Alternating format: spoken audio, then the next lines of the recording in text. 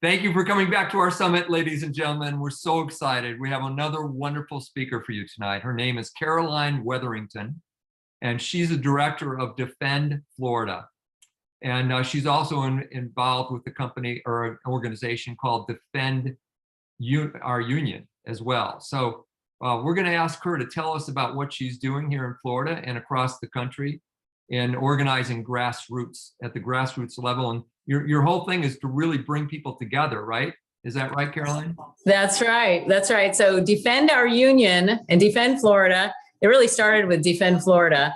A pastor friend of mine introduced me after January 6th happened, introduced me to a gentleman named Raj Dorsami who had this idea.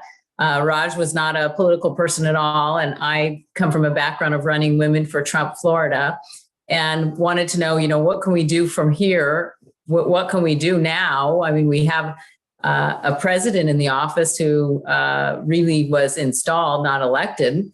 What are we going to do about it? And he had this idea of defending Florida. And he said, there's nothing we can do about Washington now. We don't control the House. We don't control the Senate. And we don't have the right person in the White House. What we need to do is we need to look at the Constitution and look at the sovereignty of states, the 10th Amendment of the Constitution. States have the right to run their state the way that they see fit, according to the Constitution. There are enumerated rights that the federal government has.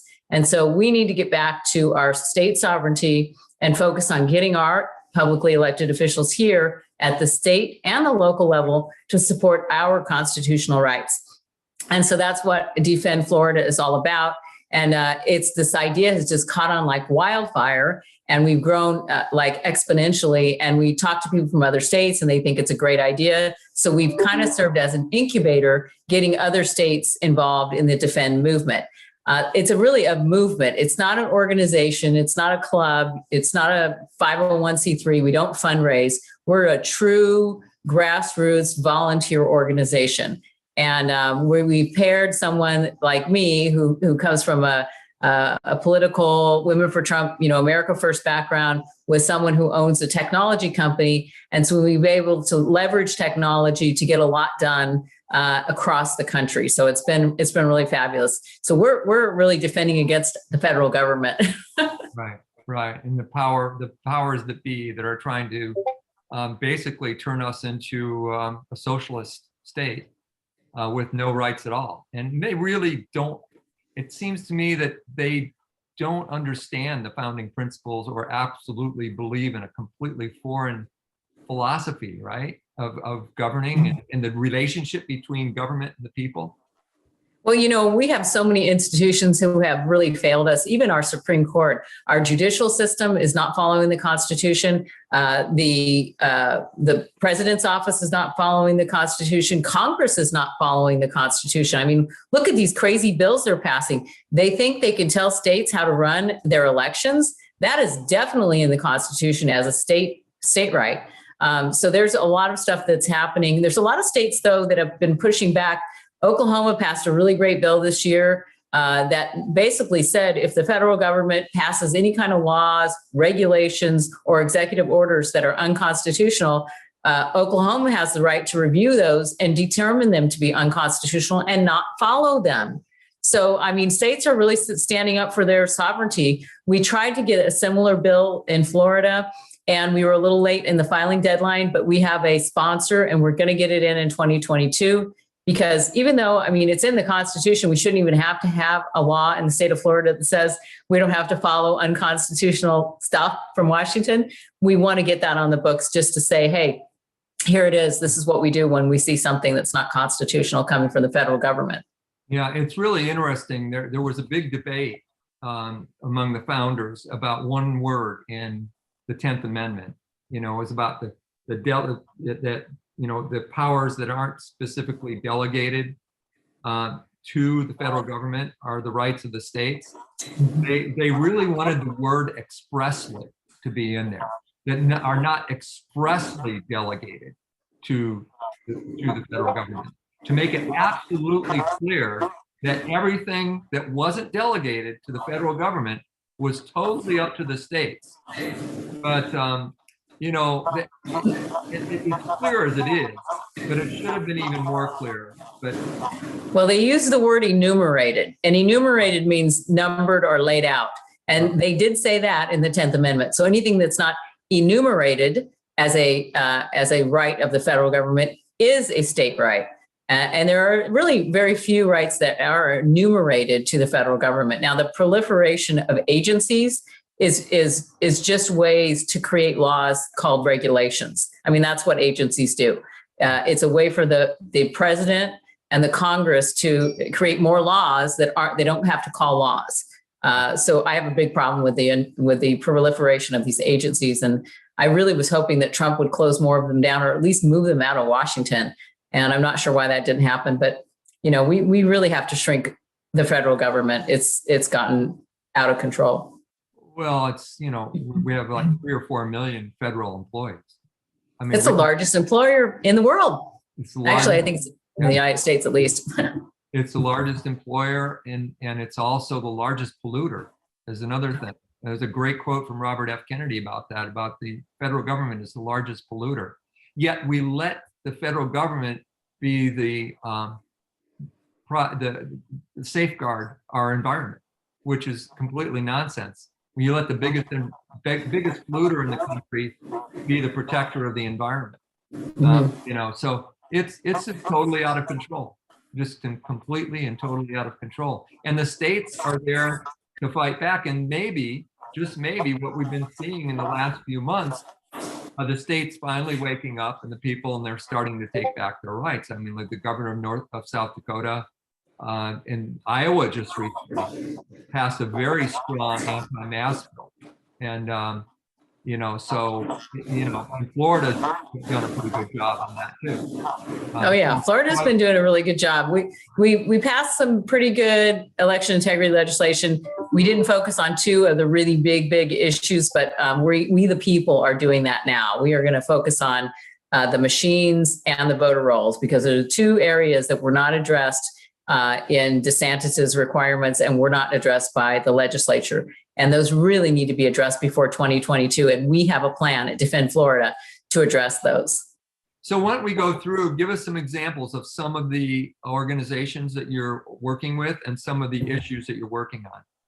Okay, well, we have affiliates with about 40 organizations across the state of Florida. We're affiliated with organizations like the Christian Family Coalition and Florida Citizens Alliance, and just Freedom Speaks, a lot of really great organizations in the state of Florida, because what we've determined is that the left has beat us consistently over the last 100 years because we're not unified. Republicans fight each other more than they fight the enemy. And they hide things from each other. We don't work together. We don't lock arms. We don't share information. We don't, walk in the same to the same drummer.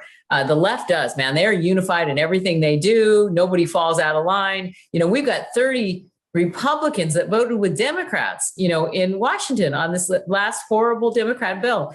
We have a problem with that. And so at Defend Florida, we've really been working on creating coalitions with other groups and telling them, hey, we'll support you when you have a big issue. You support us when we have a big issue, and we'll magnify our voices. So a good example is this critical race theory education. So a couple of weeks ago, I got a phone call from one of my county leaders. And so we have groups in about 27 counties of our 67 counties in the state of Florida. We affiliate with groups that are already in place in a county, and then we feed them Defend Florida volunteers to keep track of their locally elected officials.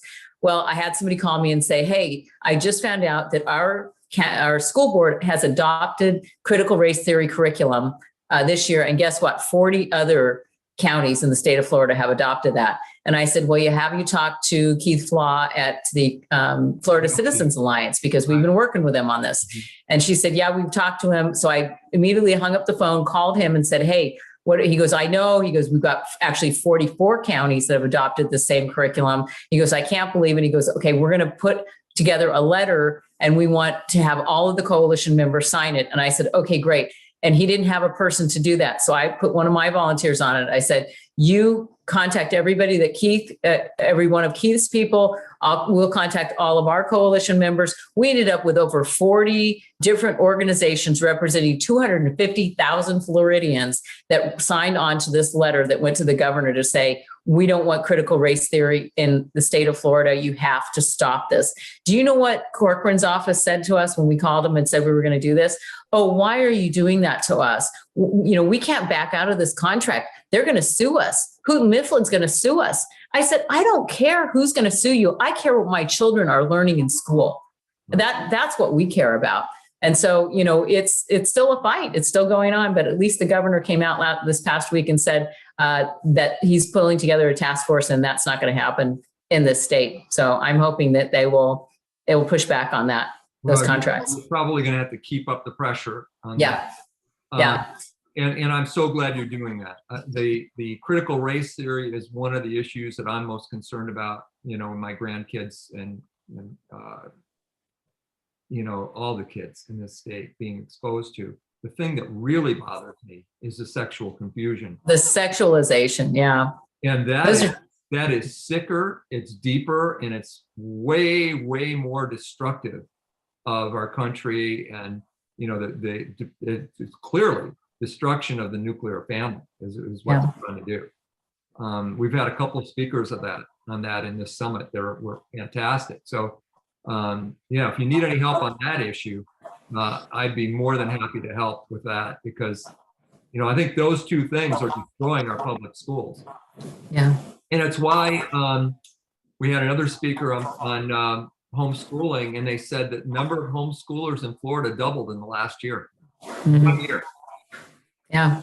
It's so sad that we have to. I put my kids in private school. I went to private school.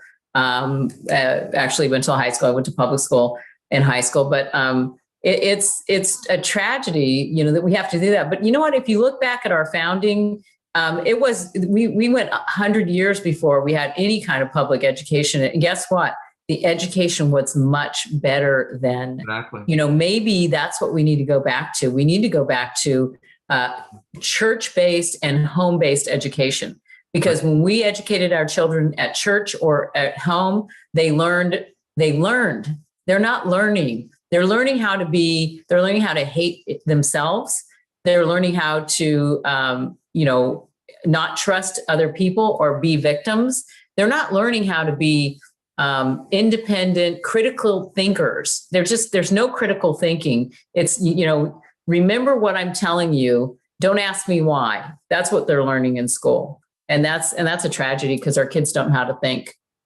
They're clearly indoctrination centers. They're not school. They're not educating. They're indoctrinating. And people need to wake up to that fact. It's a really critical thing. I'm going to do whatever I can to get my grandkids out of the public schools this next year, because we just had a board meeting at the elementary school, the public elementary school. There were 138 people there. Yeah. And they went till 1 o'clock in the morning, from 8 to 1 o'clock in the morning. And most of it was on that. It was on the critical race. It was on the sexual confusion, but primarily they wanted the mask mandate shut down. They did not want their kids wearing masks, 12 hours, however many hours a day they're in school with a mask on the whole time. Yeah.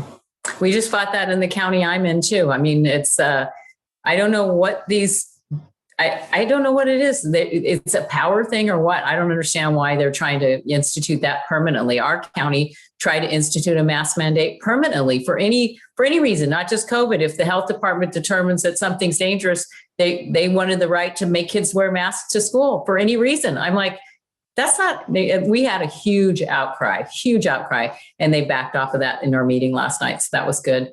But, we're doing a lot more than just school board. School board is one very important issue, but another critical issue is election integrity.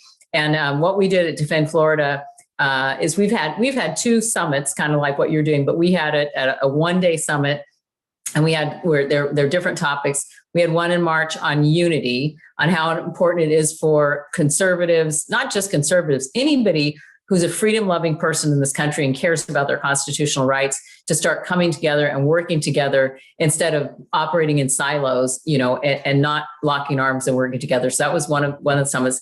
The last summit we did was on election integrity, because we did an exit poll of our first summit. We had 23,000 people that came to our first virtual summit, and 65% of them said their top concern was election integrity. So our second summit was on election integrity. And our summits are not necessarily just educational. They're actually important things that you can do. So we give people actual things that they can do. So we had a video series before the summit of people like Mike Lindell and Patrick Byrne and Javon Pulitzer and Dr. Douglas Frank, telling people about what happened. And then the summit was all about what you can do as an American to take back your election system.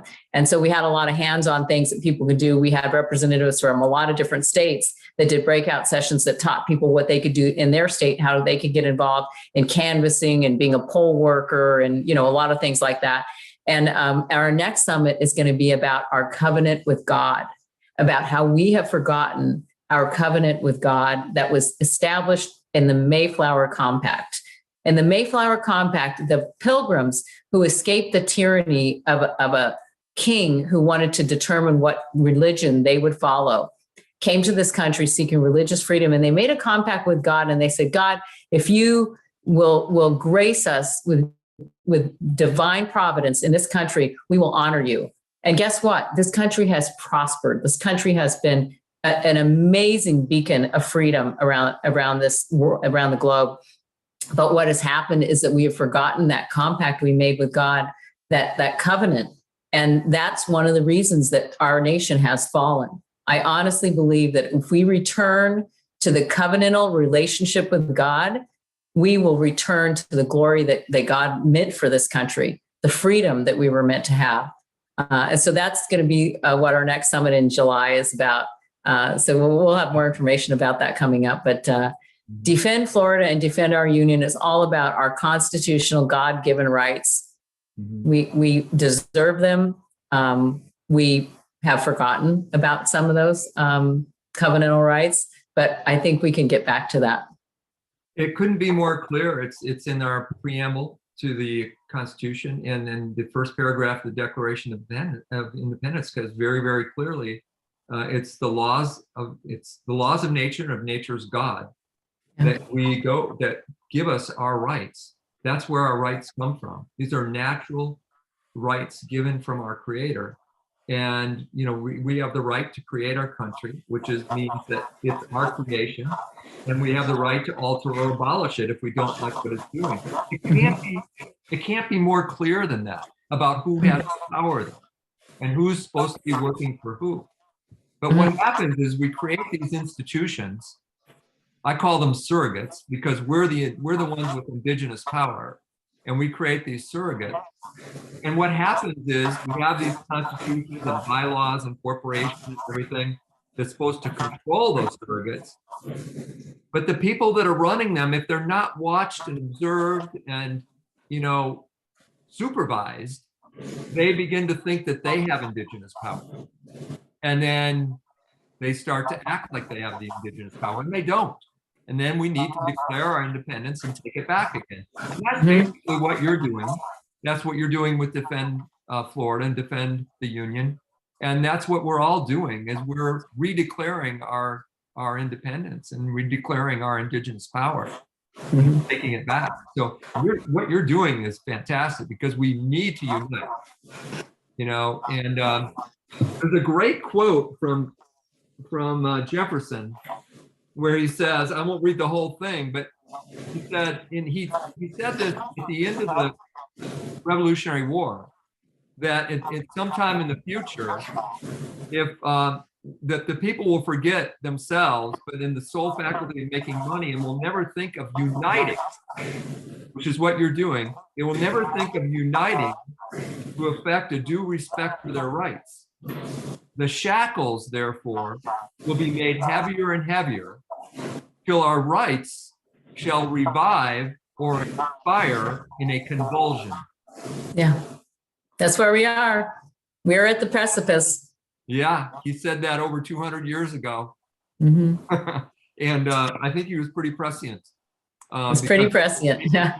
he pretty well saw exactly where we are today. And oh, he was a great believer in the laws of nature, and he really had a deep understanding of the laws of nature. That's why he had like 300 inventions. Yeah. But you know, it's just amazing what you're doing. So what are some of the, so election integrity is absolutely critical, right? Because if we don't take back our elections, we aren't going to win any more elections, because they Well, completely stole this presidential election. that's the elections are our voice. That's how we tell our government if we're happy with them or not. That's like the ability to hire and fire an employee. If your employees get together and decide, okay, we're going to rig it so the boss can't fire us anymore, then you have no control over your employees. We have no control over our employees because they and their cohorts have gotten together and rigged the system so that they decide who stays in office, not us. And that has got to stop. And people think that Florida, oh, we're fine in Florida. Trump won, DeSantis won. DeSantis only won by 36,000 votes. That's nothing. That's nothing. That can be stolen in a heartbeat with the Dominion and ES&S systems, which are in every single county in the state of Florida. Every county has either Dominion or ES&S. They were both programmed by Diebold. Same programmers.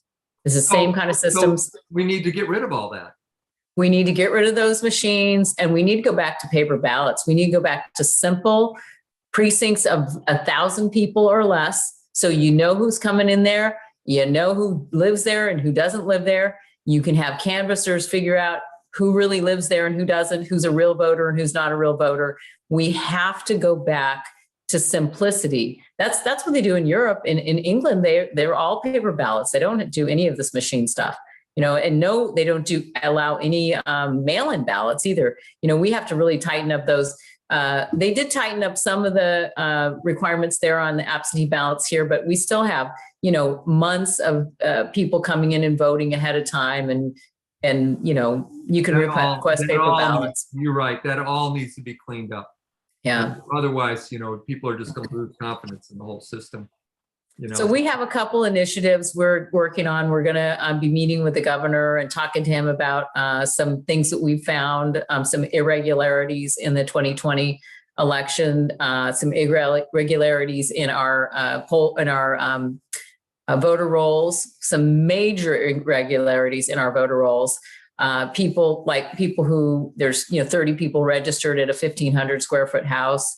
There are people registered at the supervisor of elections office. Think about that. Lots of them. There are people registered to vote at, hotels, like for, 10 times the number of rooms in the hotel. I mean, it's just crazy stuff like that is in our, and we have supervisors of elections who aren't doing their job. They're supposed to put people in the inactive status if they haven't voted in 2 election cycles, and then they're there for 2 election cycles and they're supposed to be removed. There are 500,000 people in the state of Florida who should be on the inactive roll who are not, and another 5,000 who should have been removed from inactive who are sitting there who've not been taken off the voter rolls. And that is illegal. And so we have a lot to go to the governor with.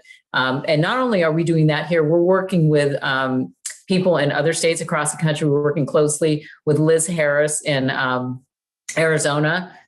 She's giving us a lot of great ideas and resources that she has there that they've been working on election integrity really hard with their audits there. We're working with Jovan Pulitzer on a system here in Florida. We've already talked to him and another group who can do ballot audits for us once we get our hands on the ballots.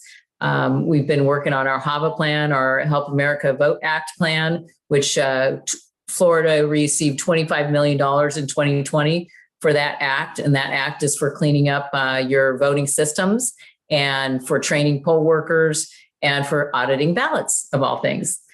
So, there's money out there to fund some of these things that we want to do. We just need to provide the right evidence to the governor so that we can get some things started like that. That's absolutely critical.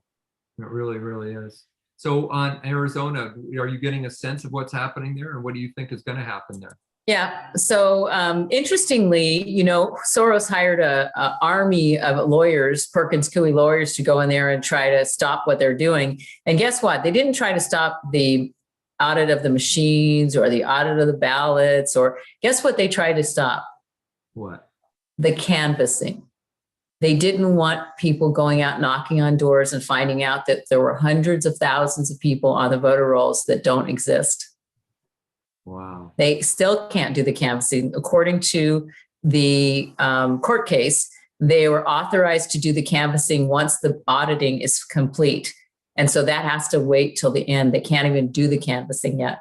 But see, canvassing is one of those things you can't fake it. Once that lie is set up, you can't put people in houses that don't exist. Right.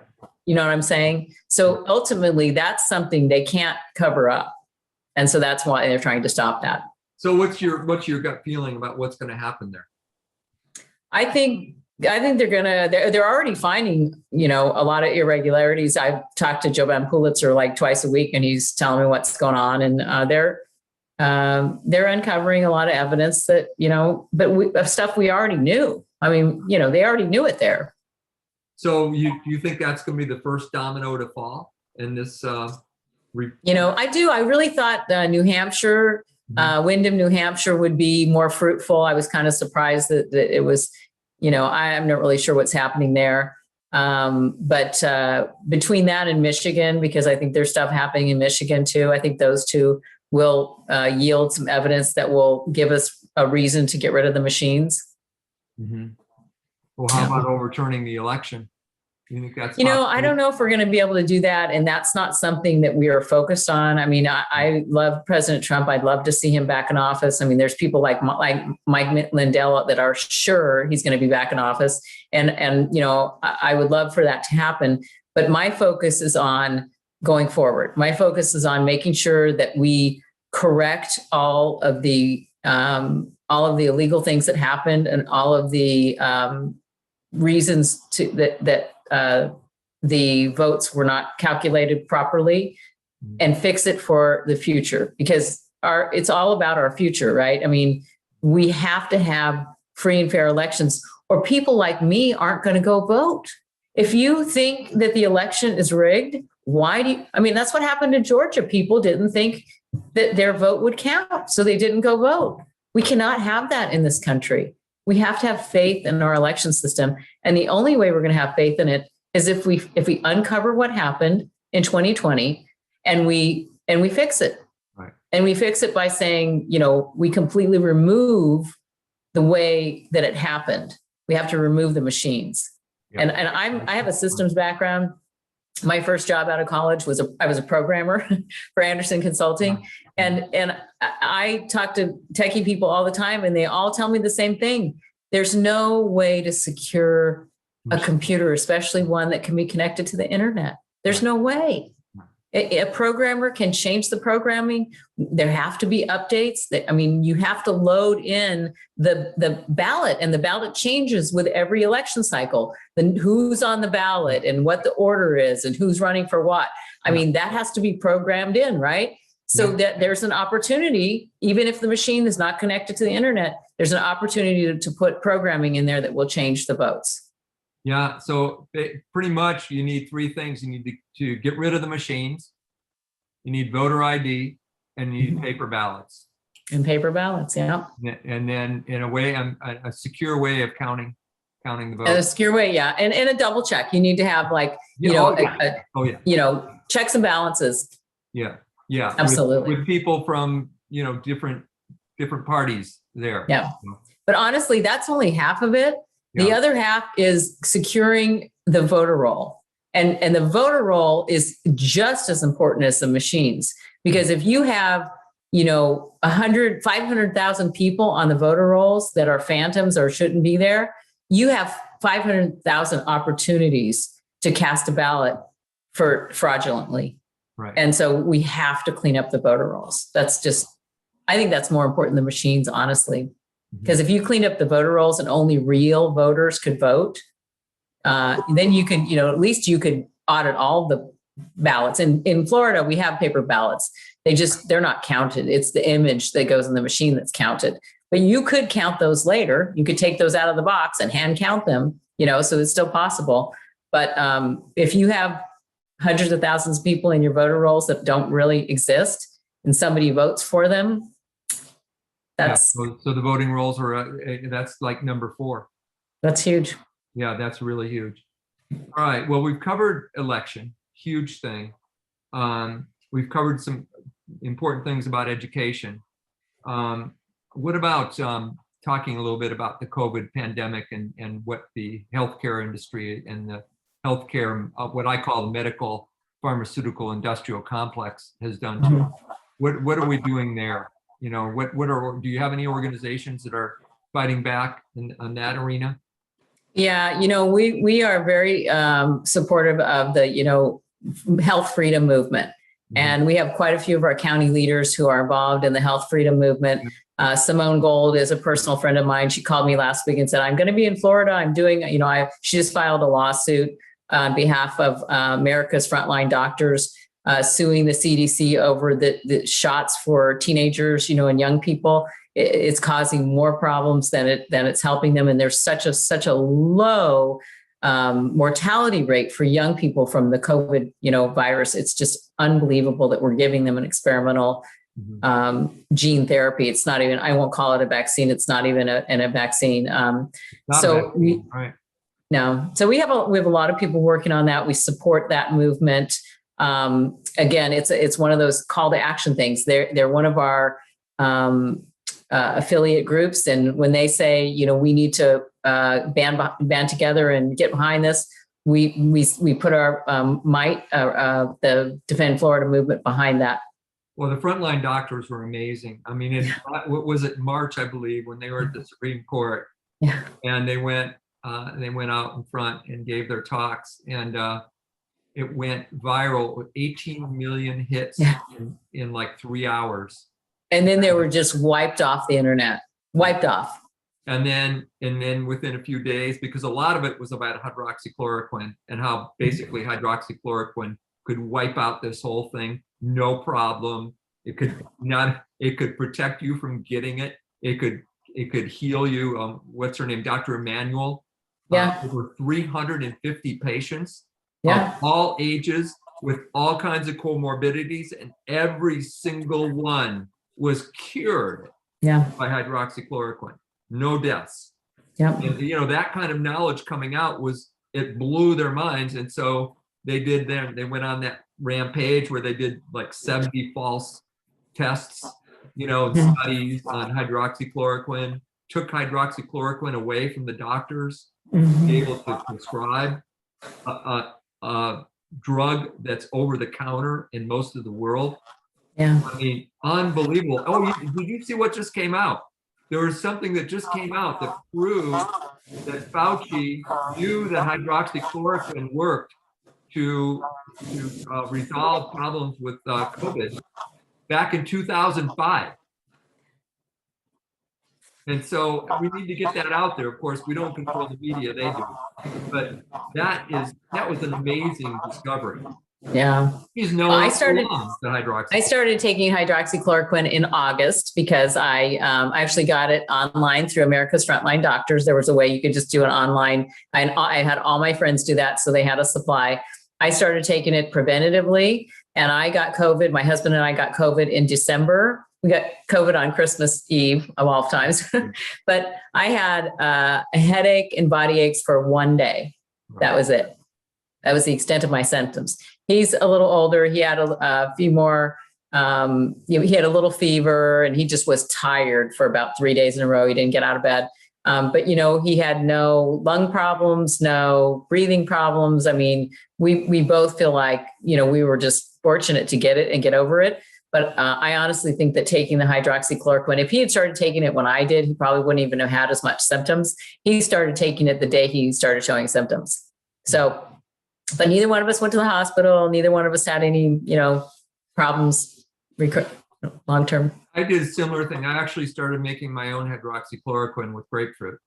And it's the same thing. It basically takes, chloroquine. You can make your own. And I've been taking, I didn't take it for very long. I just take it now and then, but I never got it. And I was around people that had it all the time, you know, and I'm 72.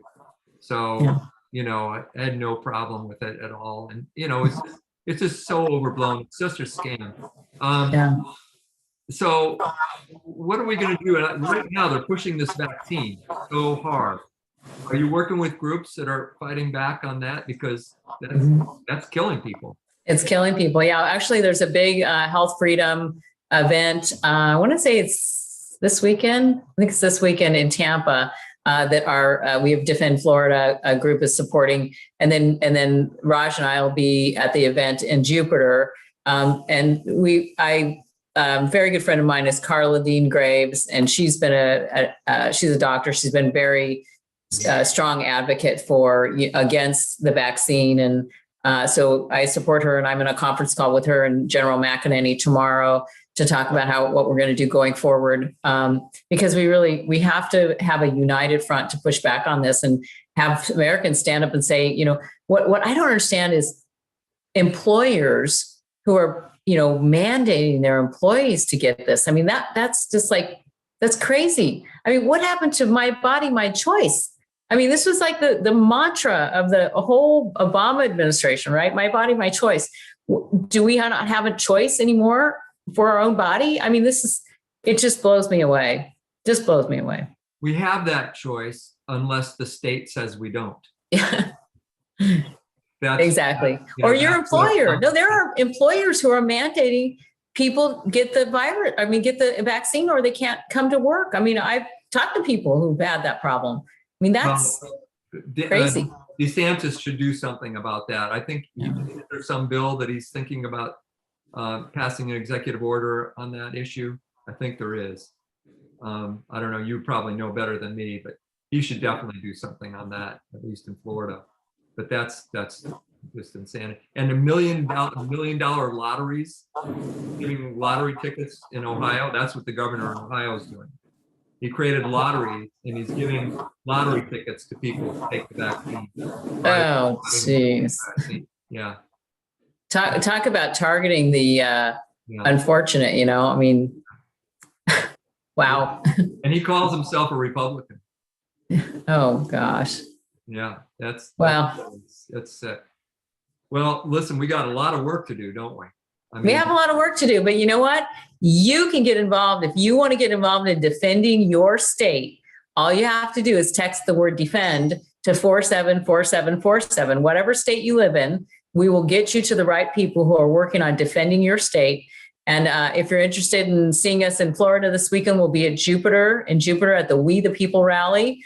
You can look that up in the WFFA website. That's Women Fighting for America. They're having the We the People rally this weekend in Jupiter. And if you go to defendflorida.org or defendourunion.org, in the next couple of weeks, we'll have information about our summit coming up in July, renewing our covenant with God. Okay, so I just want to tell people about that text. I did it today. What you do is you just write defend as a text at the body of your text, and then you send it to 474747, right? That's right. And then you get this whole thing that you fill out, so they have all your information and your email address and what you're interested in participating in, what your subjects are, that your topics or your issues that you're most excited about being involved in helping with. And then you'll coordinate them with other people that are also doing the same thing, right? Yeah, that's right. So we find out where you live, what state and what county you live in. We want to know what your most pressing concerns are. We want to know what your skills are, how you want to get involved. Do you want to get involved at the state level? Do you want to get involved at the local level? Do you want to help in the defend movement management? There's so many ways to get involved, and we try to capture a lot of information so we know how to plug you in the right place to help out. Yeah, and I like what you're doing is tell everybody is that you kind of got this from George Soros, because he was using the texting to get all the thugs to get together and do all their rioting and their looting and their beating up people and everything. So that, and you know what else is really important? when you give somebody your cell phone number, when you give an organization like us, we're not fundraising. We don't sell your information. We don't share it with anybody other than maybe our county leaders who might want to, you might want to coordinate with at the local level. But if they cut off our email communications, which they have been doing, we are, my Defend Florida and Defend Our Union email addresses are just blacklisted, and it's really, they go into the spam folders, and it's really hard to get a message through. We use the text app to communicate with our followers. If we have a really critical thing that needs to be done, we'll send you a text that says, we need you to send a letter to the school board about this issue. Here's a link to download the letter, or whatever the pressing issue is. It's a way for us to communicate and not have it blocked by big tech. So that's really important. And that's what Soros, you're right, that's what the left has done. That's how they mobilize these mobs to go to these cities and riot and loot, and of course they were getting paid to do it. So it was like, show up here and get a bus ride to Detroit and riot, and by the way, you can steal some stuff too. Yeah. How can we, it's amazing that we've allowed this to happen. It just really is. Oh man. Well, anyway, I think if this year hasn't woken people up to to incentivize them to fight for our rights and for the incredible country that we have. And you're right, people came here, they were escaping the Inquisition, torture. I mean, it was horrible what they were facing in Europe. To come here and create a free country, which is the freest country the earth has ever seen, the most prosperous country the earth has ever seen. The only country in the world that's had people moving here for over 100 years, 150, 200 years to come and be free and be prosperous. There's never been a country like that. Is it perfect? No, it never has been, and it never will be. But it's better than anything else that's ever been. And it's because it is, and it can be. But I'm telling you, the Pilgrims were escaping religious oppression. Right. We are living in government oppression right now, between the taxation and all of the government mandates that they're putting on us, the unconstitutional laws they're subjecting us to. We are living in government oppression right now. Our government is oppressing us, and we have to fight back. We have to throw off those chains, and we have to have a second American Revolution. And this revolution is not going to be fought with blood and knives. It's going to be fought with actions, people standing out in the streets and praying and saying, no, we're not doing this anymore. And we have to get our churches mobilized. Our churches are the heart of this country, and they have to start standing up. Our ministers and our pastors have to start standing up for us, for the people they're supposed to be looking after. Dr. John Diamond and I are going to do a virtual summit. It's going to be all pastors. So if you know of any pastors that would like to participate. Yeah, so John Diamond is actually working with us on our state leadership team, and he is actually working with us on the Returning to God's Covenant summit in July, which will be a lot of pastors. It will be people other than just pastors too, but that's funny. I didn't know you guys were doing a summit as well. So I have to talk to John about that. Yeah. Are you familiar with Coach Dave? No. Well, I got to put you two together. That's who I was with in DC on January 6th. We had 140 people in his group, but he works with pastors all over the country too. He's really, really neat guy. He knows Dr. Diamond very well. Yeah. Yeah. Do you know Pastor Jack Hibbs out of California? Not. Oh, he's great. He's really great. And John MacArthur. Mm-hmm. He's the pastor in LA that kept his church open when they kept telling him to close. I mean, there's some great pastors. Some great ones. The Church of Glad Tidings in Yuba City. We've been doing events there, and he refused to close his church.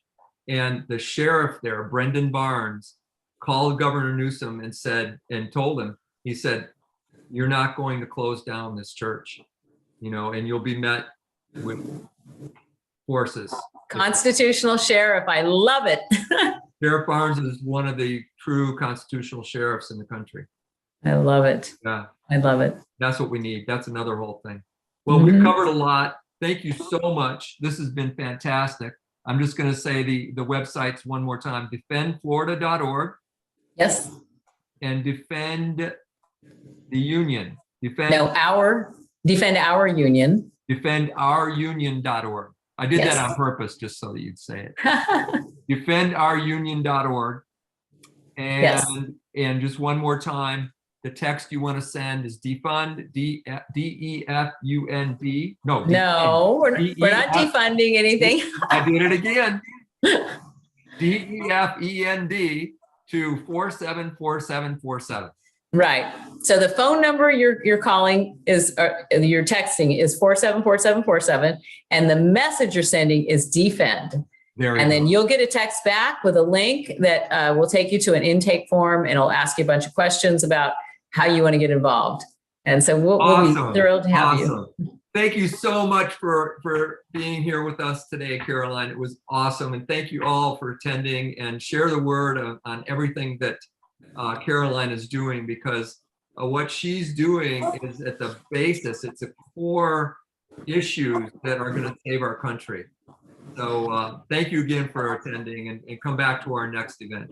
Thank you. And I challenge everyone watching this to stand up and do something, whatever it is. Get on a phone bank committee, get on a letter writing committee, whatever you can do. If you can't leave the house, you can do something for home. Join, be a part of saving your country. And it's so rewarding. I mean, this is like I'm having the best time of my life right now. As bad as it is, it's so much fun to be working with people like you and all the other speakers that we have in the summit. And you know, and I know I'm doing God's work, and it's we're being a tool in the hands of God, in the hands of the divine. It's a wonderful opportunity. So thank you again for being with us, and thank you again, Carol.